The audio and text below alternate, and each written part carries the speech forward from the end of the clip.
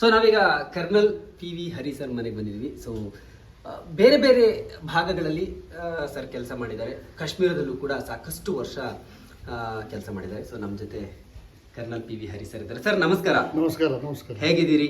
First class, ಚೆನ್ನಾಗಿದ್ದೀನಿ. Yes sir, ನೀವು ಈ ಹಿಂದೆ ಸಾಕಷ್ಟು ಮಾಧ್ಯಮಗಳಲ್ಲಿ ಮಾತಾಡಿದ್ರಿ. ಸೊ ಸಾಕಷ್ಟು ನಿಮ್ಮ ಅನುಭವಗಳನ್ನು ಎಷ್ಟು ಜನರಿಗೆ ಸಿಗುತ್ತೆ ಸರ್ ದೇಶ ಸೇವೆ ಮಾಡುವಂಥ ಅವಕಾಶ?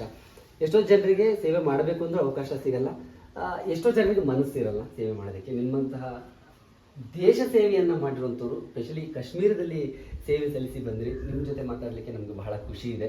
ಸೊ ನಿಮ್ಮ ಜರ್ನಿಯನ್ನು ನಾವು ಅಂದರೆ ನಿಮ್ಮ ಜರ್ನಿ ಮತ್ತು ನಿಮ್ಮ ಅನುಭವವನ್ನು ಕೇಳಬೇಕು. ಜೊತೆಗೆ ಪಹಲ್ಗಾಮ್ ನಲ್ಲಿ ಆದಂತಹ ಈ ಒಂದು ಘಟನೆ ಏನಿದೆ ಇದು ನಿಜಕ್ಕೂ ಯಾರು ಕೂಡ ಸಹಿಸಿಕೊಳ್ಳುವಂಥದ್ದಲ್ಲ. ಸೊ ಒಂದು ಸಣ್ಣ ರಿಯಾಕ್ಷನ್ ಸರ್. ಮೊದಲನೇದಾಗಿ ದೇಶ ಸೇವೆ ನೀವು ಎಲ್ಲರೂ ಮಾಡ್ತಾ ಇದ್ದೀರಿ, ಆದರೆ ದೇಶಕ್ಕಾಗಿ ತಮ್ಮ ಪ್ರಾಣವನ್ನು ಬರೆದಿಟ್ಟು ಸ್ವಯಂ ಪ್ರೇರಿತವಾಗಿ ಹೋಗುವುದು ಒಂದು ಒಳ್ಳೆ ಕಾರ್ಯ. ಒಂದು ಈ ಸ್ವರ್ಗವಂತಹ ಒಂದು ಮಾತೃಭೂಮಿಯ ರಕ್ಷಣೆ, ಇದು ಎಲ್ಲ ಸೇವೆಗಿಂತ ಮಹಾ ಉನ್ನತ ಸೇವೆ.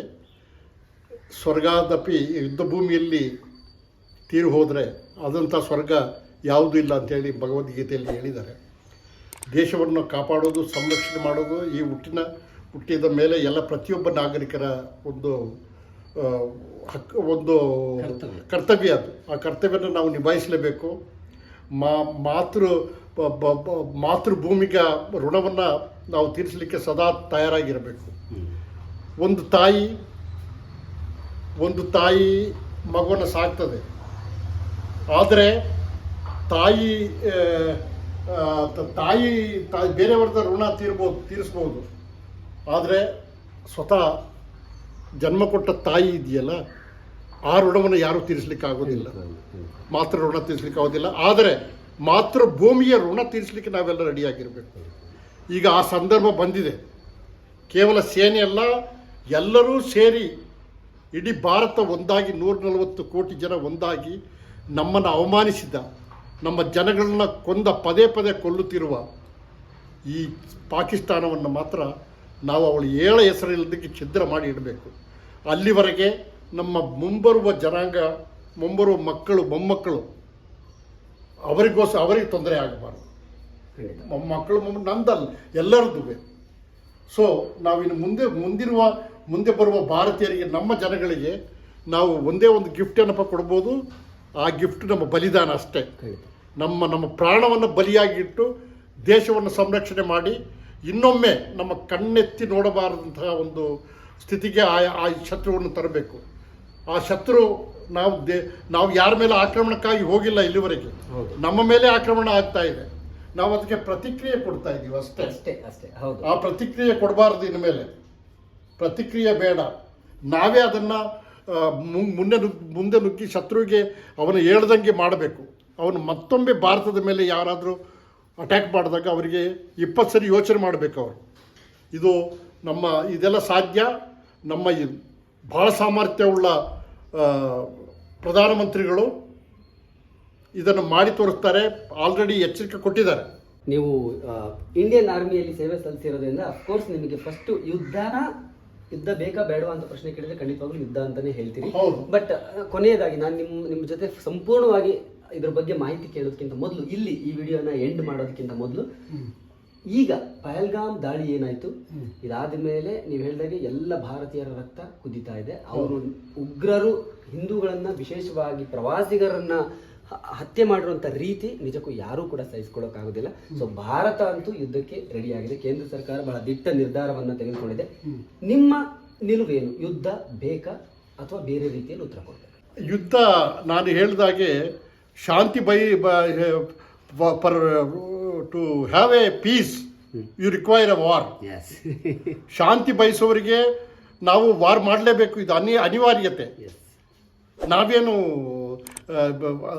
ಅಹಿಂಸಾವಾದಿಗಳು ಹೌದು, ಆದರೆ ನಮ್ಮ ಮೇಲೆ ಹಿಂಸೆ ಆದಾಗ ನಾವು ಏನು ಕೈ ಕಟ್ಕೊಂಡು ಸುಮ್ಮನೆ ಇರಬೇಕಾ? ನಮ್ಮ ಹೆಣ್ಣು ಮಕ್ಕಳು ನಮ್ಮ ಮಕ್ಕಳನ್ನು ಬೇಟೆಯಾಡ್ತಾ ಇದ್ದಾರೆ, ಗಂಡಸರನ್ನ ಪ್ಯಾಂಟ್ ಬಿಚ್ಚಿಸ್ತಾ ಇದ್ದಾರೆ. ಅವರು ಯಾವ ಧರ್ಮ ಅಂತ ಕೇಳ್ತಾ ಇದ್ದಾರೆ.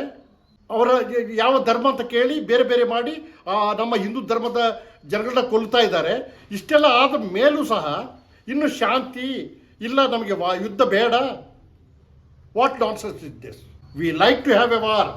ನಮ್ಮ ದೇಶದಲ್ಲಿ ಯುದ್ಧ ಆಗಲೇಬೇಕು. ಈಗ ಯುದ್ಧಕ್ಕೆಲ್ಲರೂ ಸನ್ನಿಧಿಯಾಗಿರಬೇಕು. 4-6 ಕಡೆ ಪಾಕಿಸ್ತಾನವನ್ನು ನಾವು ಆಲ್ರೆಡಿ ಸರೌಂಡ್ ಮಾಡಿದ್ದೇವೆ. ಇನ್ನು it's a matter of time. ನಾವು you will see the results. Yes sir, ಇನ್ನು ಡೀಟೇಲ್ ಆಗಿ ನಾನು ಕೇಳ್ತೀನಿ ಸರ್ ನಿಮ್ಮ ಜೊತೆ. So yes, colonel P V Hari sir ಹೇಳಿದಂತೆ ಶಾಂತಿ ಬೇಕಾ? ಶಾಂತಿ ಬೇಕು ಅಂದರೆ ಮೊದಲು ಯುದ್ಧಕ್ಕೆ ಸಿದ್ಧರಾಗಿ ಅನ್ನುವಂಥದ್ದು. ಅಫ್ಕೋರ್ಸ್ ಇಲ್ಲಿಯವರೆಗೂ ಕ್ರಿಯೆಗೆ ಪ್ರತಿಕ್ರಿಯೆ ಅನ್ನೋ ರೀತಿಯಲ್ಲಿ ಭಾರತ ನಡೆದುಕೊಂಡಿದೆ. ನಾವಿಷ್ಟು ಬಲಿಷ್ಠ ರಾಷ್ಟ್ರವಾಗಿದ್ದು ಕೂಡ, ಇಷ್ಟೊಂದು ಶಕ್ತಿಶಾಲಿಗಳಾಗಿದ್ದರೂ ಕೂಡ ನಾವು ಸ್ವತಃ ನಾವಾಗಿಯೇ ಯಾರ ಮೇಲೂ ಕೂಡ ದಾಳಿ ಮಾಡಿಲ್ಲ, ಅಟ್ಯಾಕ್ ಮಾಡಿಲ್ಲ. ನಮಗೆ ಯಾರಾದರೂ ನಮ್ಮ ಮೇಲೆ ದಾಳಿ ಮಾಡಿದಾಗ ಮಾತ್ರ ನಾವು ಪ್ರತಿಕ್ರಿಯಿಸಿದ್ದೀವಿ. ನಾವು ಮೊದಲು ಈಗ ಅದನ್ನು ಬಿಟ್ಟು ನಾವೇ ಈಗ ಮೊದಲು ದಾಳಿ ಮಾಡಬೇಕು. ಎಸ್, ಅಫ್ಕೋರ್ಸ್ ಇಂಥ ಸಂದರ್ಭದಲ್ಲೂ ಕೂಡ ನಾವು ಶಾಂತಿ ಮಂತ್ರ ಜಪಿಸ್ತಾ ಕೂತ್ಕೊಂಡು ಖಂಡಿತವಾಗಲೂ ಆಗೋದಿಲ್ಲ. ಪಕ್ಕದಲ್ಲಿರುವಂತಹ ಪಾಕಿಸ್ತಾನ ಪದೇ ಪದೇ ಭಾರತವನ್ನು ಕೆಣಕ್ತಾ ಇರೋ ರೀತಿ ಇದೆಯಲ್ಲ, ಅದು ಇನ್ನು ಮುಂದೆ ಸಹಿಸಿಕೊಳ್ಳೋದಕ್ಕೆ ಆಗೋದಿಲ್ಲ ಅನ್ನೋದು ಮೋದಿಯವರ ಕೇಂದ್ರ ಸರ್ಕಾರ ತೆಗೆದುಕೊಂಡಿರುವಂತಹ ಈ ನಿರ್ಧಾರಕ್ಕೆ ಪ್ರತಿಯೊಬ್ಬ ಭಾರತೀಯರು ಕೂಡ ಬೆಂಬಲವಾಗಿ ನಿಲ್ಲಬೇಕು. ರಾಜಕೀಯವನ್ನು ಪಕ್ಕಕ್ಕಿಟ್ಟು ಎಸ್, ಈ ಕುತಂತ್ರಿ ಪಾಕಿಸ್ತಾನಕ್ಕೆ ಬುದ್ಧಿ ಕಲಿಸಬೇಕು ಅಂತ ಹೇಳಿದ್ರೆ ಯುದ್ಧ ಬೇಕು. ಎಸ್, ನಮಗೂ ಕೂಡ ಸಾಕಷ್ಟು ಕ್ಯಾಶುಯಾಲಿಟಿಗಳಾಗುತ್ತೆ ಯುದ್ಧ ಆದರೆ, ಸಾಕಷ್ಟು ನಾವು ಕೂಡ ನಷ್ಟವನ್ನು ಅನುಭವಿಸ್ತೀವಿ. ಆದರೂ ಕೂಡ ಮುಂದೆ ಇನ್ಯಾವತ್ತೂ ಕೂಡ ಪಾಕಿಸ್ತಾನ ಈ ರೀತಿ ಕುತಂತ್ರ ಬುದ್ಧಿಯನ್ನು ತೋರಿಸಬಾರ್ದು ಅಂತ ಹೇಳಿದರೆ ಕೊನೆಯ ಬಾರಿ ಬಹಳ ದೊಡ್ಡ ಮಟ್ಟದಲ್ಲಿ ಅವರಿಗೆ ಹೊಡೆತವನ್ನು ನಾವು ಕೊಡಬೇಕಾಗುತ್ತೆ. ಎಸ್, ಈಗ ಪಿ ವಿ ಹರಿ ಸರ್ ನಮಗೆ ಸಂಪೂರ್ಣವಾಗಿ ಇದರ ಬಗ್ಗೆ ಮಾಹಿತಿಯನ್ನು ಕೊಡ್ತಾರೆ ಮುಂದೆ. Thank you. ಸಮಸ್ತ ಕನ್ನಡಿಗರಿಗೂ ನಮಸ್ಕಾರ. ನಮ್ಮ ಸ್ನೇಹಿತರಾದ ಭಾಳ ಆಪ್ತಮಿತ್ರರು ನನಗೆ ಅಶೋಕ್ ದಾವಣಗೆರೆಜಿ ಅವರು ಡೈಲಿ ಮಾಧ್ಯಮ ಅಂದ್ಬಿಟ್ಟು ಒಂದು ಅದ್ಭುತವಾದ ಯೂಟ್ಯೂಬ್ ಚಾನಲನ್ನು ಮಾಡಿದ್ದಾರೆ. ಭಾಳ ಸಲ ನೋಡಿದ್ದೀನಿ ನಾನು, ತುಂಬ ಚೆನ್ನಾಗಿ ಬರ್ತಾಯಿದೆ ಕಂಟೆಂಟು. ನನಗೆ ಇತ್ತೀಚೆಗೆ ಆ್ಯಕ್ಚುಲಿ ನನಗೆ ಗೊತ್ತಿರಲಿಲ್ಲ ಅವ್ರದ್ದೇ ಅಂತಂದ್ಬಿಟ್ಟು. ಇವಾಗ UI ಪಿಕ್ಚರ್ಗೆ ಸರ್ ಒಂದು ಇಂಟರ್ವ್ಯೂ ಬೇಕು ಅಂದಾಗ ಇವಾಗ ಗೊತ್ತಾಯಿತು, ಡೈಲಿ ಮಾಧ್ಯಮ ನಮ್ಮ ಅಶೋಕ್ ಜಿ ಅವ್ರದ್ದೇ ಅಂತ ಅಂದ್ಬಿಟ್ಟು. ಎಲ್ಲ ಕನ್ನಡಿಗರು ಸಬ್ಸ್ಕ್ರೈಬ್ ಮಾಡಿ. ಭಾಳ ಅದ್ಭುತವಾದ ಬರವಣಿಗೆ ಇರ್ತದೆ. ಅವರು ಪತ್ರಿಕಾ ಮಾಧ್ಯಮದಲ್ಲಿ ಇದ್ದಾಗಿದ್ದ ನನಗೆ ಪರಿಚಯ ಅವರು ಅಶೋಕ್ ಜಿ. ಸೊ ಅದ್ಭುತವಾಗಿರೋ ಕಂಟೆಂಟ್ ಕೊಡ್ತಾರೆ. ಸಬ್ಸ್ಕ್ರೈಬ್ ಮಾಡಿ ಈ ಚಾನಲನ್ನು, ನಮ್ಮ ಡೈಲಿ ಮಾಧ್ಯಮದ ಯೂಟ್ಯೂಬ್ ಚಾನಲನ್ನು ಬೆಳೆಸಿ ನಿಮ್ಮದೇ ಆದ ಕನ್ನಡಿಗರು. Thank you so much. ನಮಸ್ಕಾರ.